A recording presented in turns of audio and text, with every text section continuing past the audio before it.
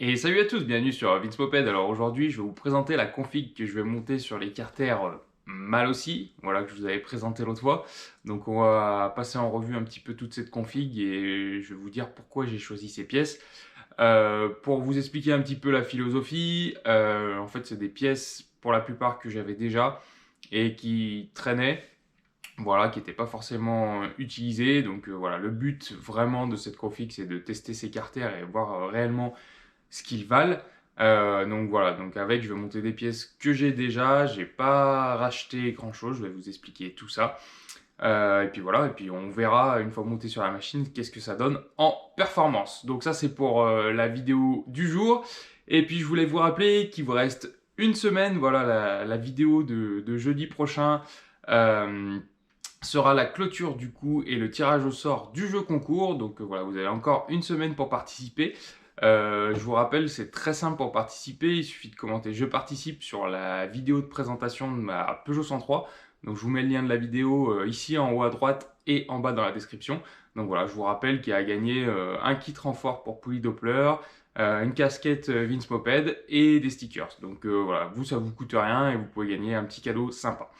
Bref, trêve de blabla, je vais passer tout de suite du coup à la présentation de cette config. Allez, on va commencer la présentation de cette config. Donc sans surprise, hop, on va commencer par les carters. Donc ceux-là, vous les connaissez, hein, je vous les ai déjà présentés en vidéo. C'est les carters de reproduction type mâle aussi, voilà, qui sont parfois estampillés Carenzi, des fois estampillés rien du tout.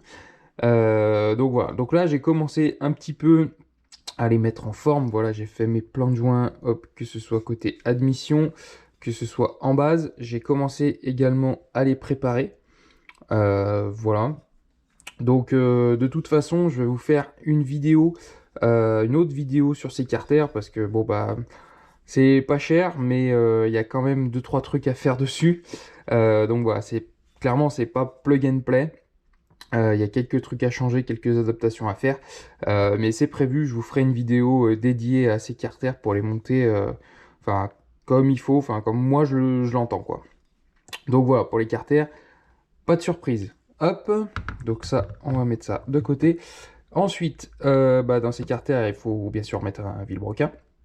Le vilo, hop. Donc ça, est-ce qu'on voit la marque? Oui. J'espère que vous verrez bien la caméra. Donc ça, c'est un vilo Jazil pour 103 SPMVL en gros cône. Voilà, c'est un vilo que j'avais depuis un moment, que j'ai déjà monté. Il faut savoir que Jazil, c'est une marque portugaise qui produit des vilebrequins pour pas mal d'autres marques. Voilà, comme un peu Ersal peut produire des cylindres pour d'autres marques. Donc voilà, après vous pouvez l'acheter directement en marque Jazil. Dites-moi ce que vous en pensez de ce vilo en commentaire. Voilà, si vous l'avez déjà monté, est-ce que vous en pensez? Moi, clairement, pour le prix, il est à moins de 100 balles. Bon, moi, je l'avais acheté il y a pas mal de temps, donc on va dire qu'il est amorti. Bon, il est plus que correct. Après, au niveau vibration, au niveau équilibrage, je pense que c'est pas le must, mais bon, de toute façon, pour 103 SPMVL, c'est compliqué d'avoir quelque chose qui vibre pas.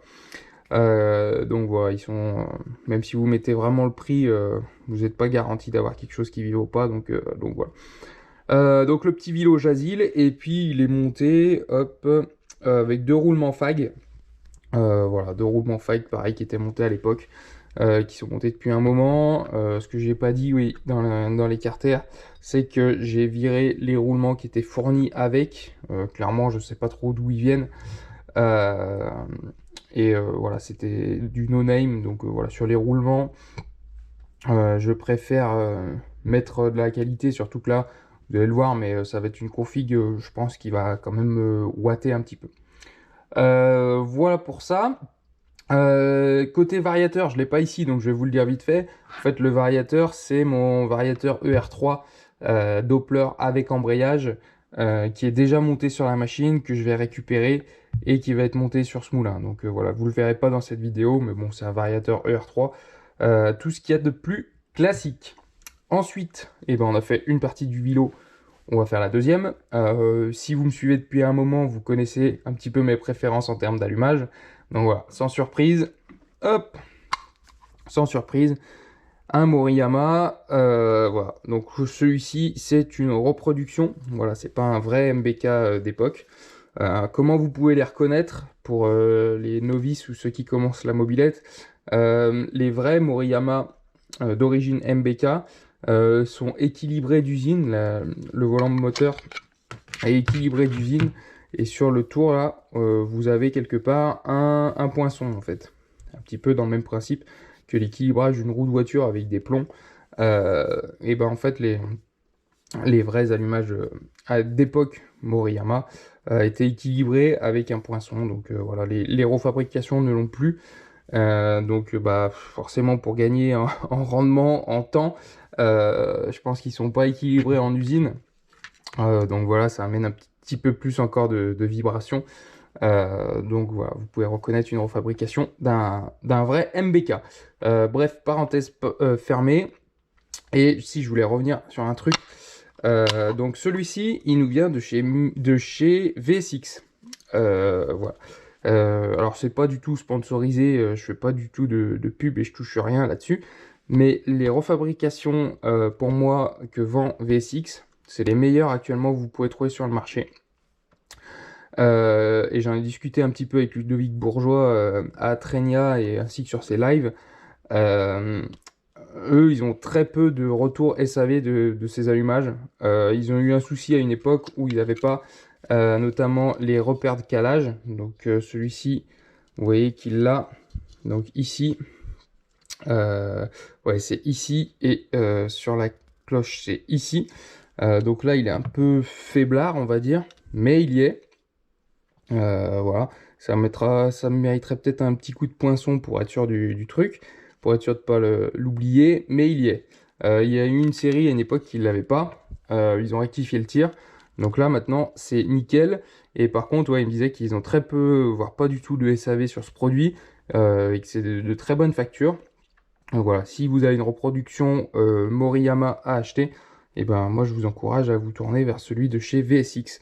Voilà. Et en- une autre technique pour les reconnaître, euh, en général, alors c'est peut-être pas toujours vrai, hein, mais ceux qui ont ici le cône chromé et la cloche dorée, bah, la cloche dorée vous l'aurez de partout, mais la différence de couleur, voilà, avec le cône en chromé, souvent c'est ceux qui sont de plus bonne qualité.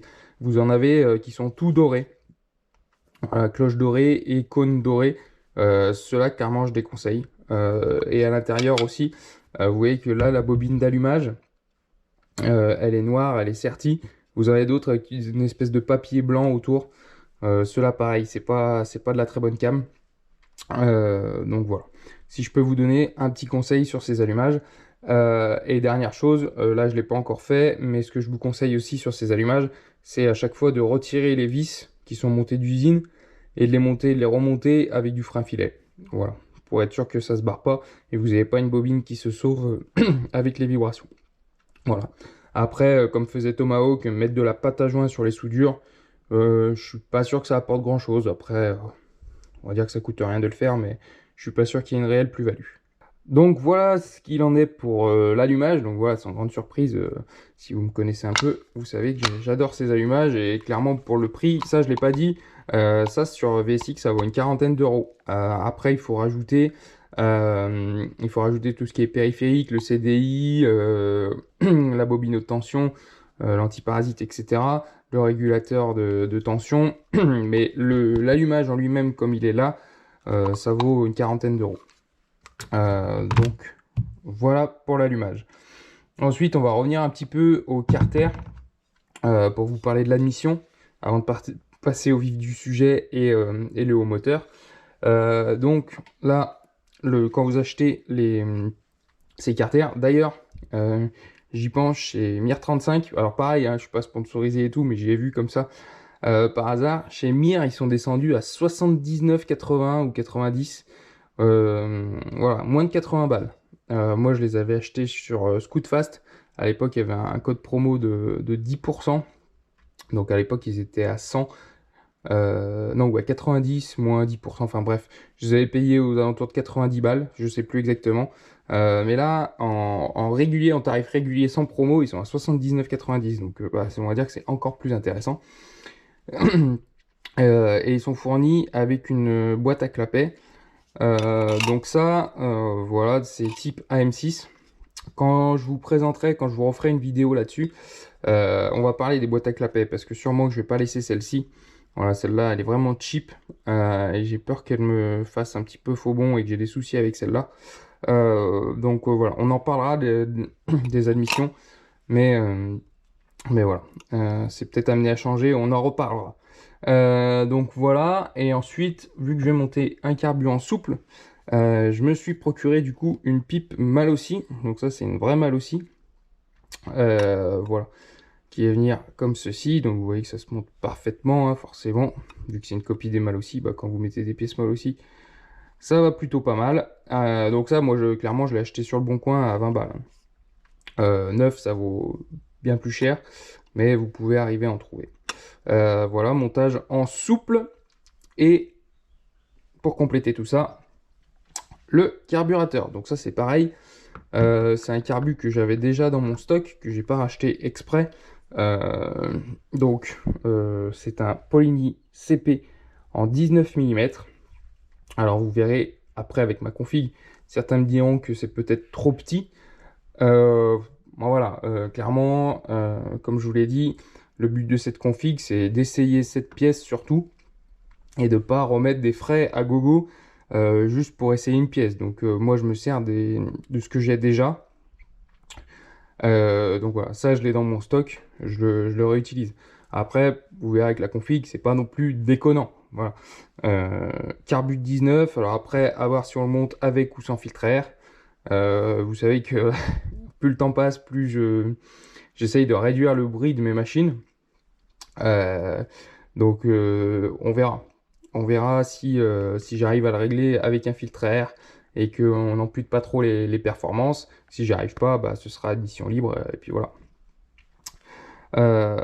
C'est pas grave, ça fera du bruit, mais de toute façon, cette config n'est pas amenée à rester sur ma machine définitivement.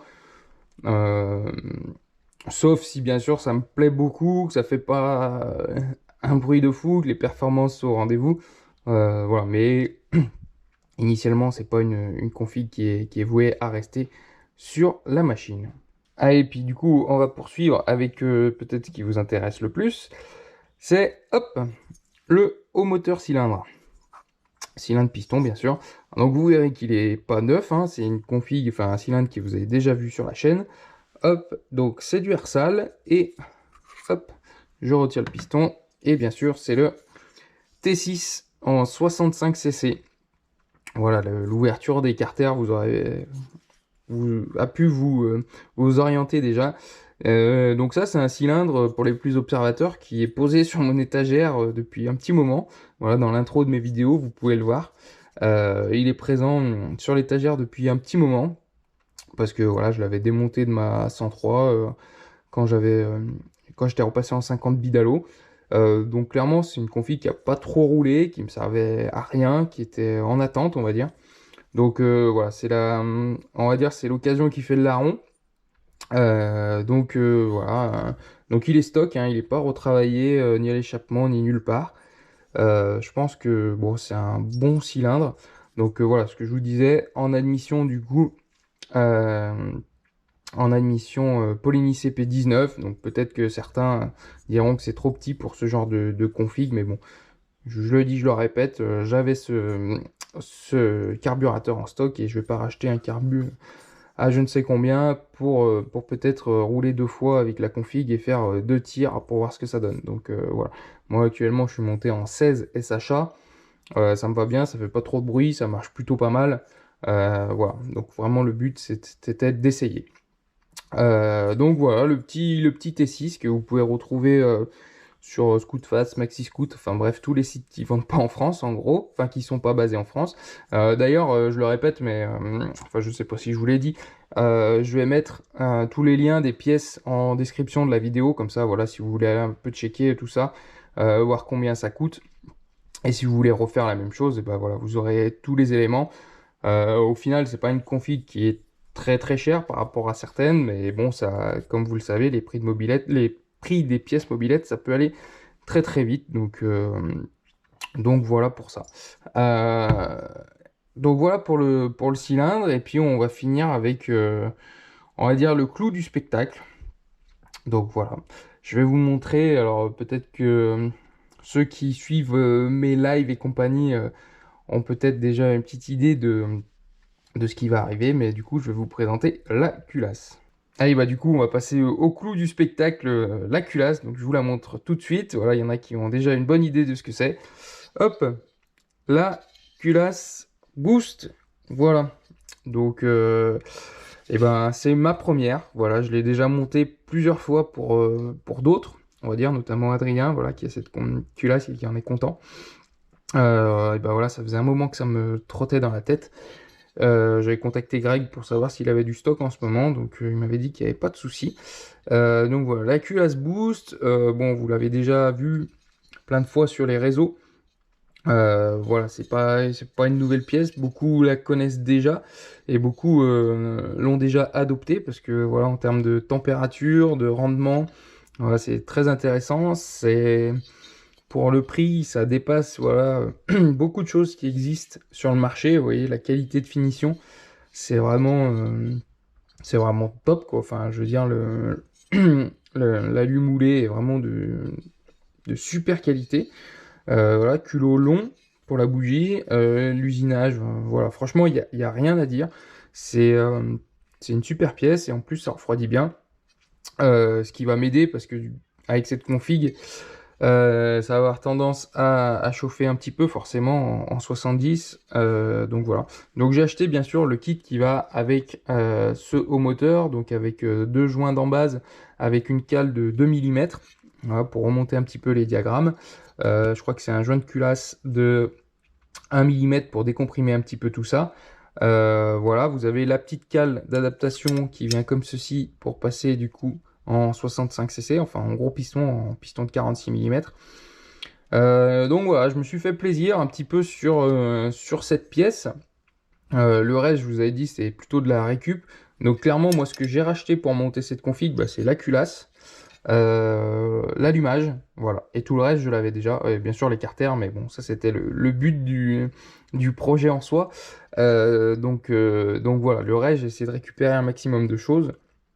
Donc voilà, plutôt très content d'essayer et de mettre cette culasse sur l'une de mes machines.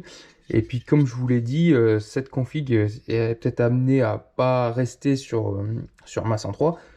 Pour ceux qui n'ont pas compris, hein, ça va tout monter sur ma 103 SP noire. Voilà. Donc après, l'avantage de cette culasse, c'est que vous pouvez la monter en 65 cc avec cet adaptateur et vous pouvez la monter en 50 cc avec un joint torique. Donc c'est peut-être aussi quelque chose que je réessayerai avec ma config 50 cc. Bon, actuellement j'ai une culasse Doppler qui est pareil, qui a les grandes ailettes et tout, mais avec ça je pense qu'on peut encore tirer plus de performance. Donc voilà ce qu'il en est pour cette présentation de cette config. Donc voilà, je vous rappelle que la philosophie de la config, c'était vraiment récupérer un maximum de pièces que j'avais déjà pour essayer ces carters. Donc voilà, maintenant on verra bien ce que ça donne en performance. Je pense que ça devrait quand même pas trop mal marcher. En tout cas, j'attends vos commentaires avec impatience. Un truc que j'ai pas dit, c'est que du coup ça va être monté avec l'échappement qui est présent sur la machine, c'est-à-dire un Janelli Sport. Voilà, je pense que ça va aller pas trop mal. De toute façon, c'est l'un des pots de détente qui, moi, m'a donné le plus de performance.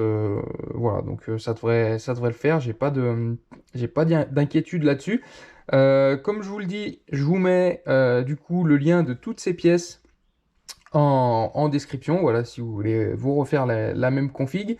Et puis, du coup, je vous prépare une vidéo sur ces carters, voilà, un peu plus précise, ou voilà, vous dire un petit peu les difficultés que j'ai rencontrées pour les monter, voilà, les adaptations qu'il faut un petit peu faire. Et dites-moi aussi en commentaire si vous voulez que je vous fasse une vidéo un petit peu détaillée, un petit peu plus détaillée sur cette culasse. Alors après, ça reste une culasse, il n'y a pas non plus une thèse à faire là-dessus, mais Mais voilà, surtout qu'elle a été déjà présentée pas mal de fois sur les réseaux. Mais bon, dites-moi en commentaire si ça vous intéresse une vidéo sur cette culasse plus précisément. Et puis voilà, clairement, moi j'ai très hâte de monter tout ça. Et voilà, c'est ici que va s'achever cette vidéo. J'espère qu'elle vous aura plu. Je vous remercie de l'avoir suivi jusqu'au bout. N'hésitez pas à commenter voilà, sur cette config moteur qui va arriver sur la chaîne. Voilà, si vous voulez rien louper de tout ce qui va arriver, bah, n'hésitez pas à vous abonner à la chaîne, à liker, commenter, je viens de vous le dire. N'hésitez pas aussi à me suivre sur les différents réseaux sociaux que sont Instagram et Facebook. Voilà, j'essaye de poster un petit peu en avant-première ce qui va arriver sur la chaîne YouTube. Et puis surtout, je vous rappelle qu'il vous reste une semaine voilà, pour participer à mon jeu concours. Sur ce, je vous laisse. À plus. Ciao.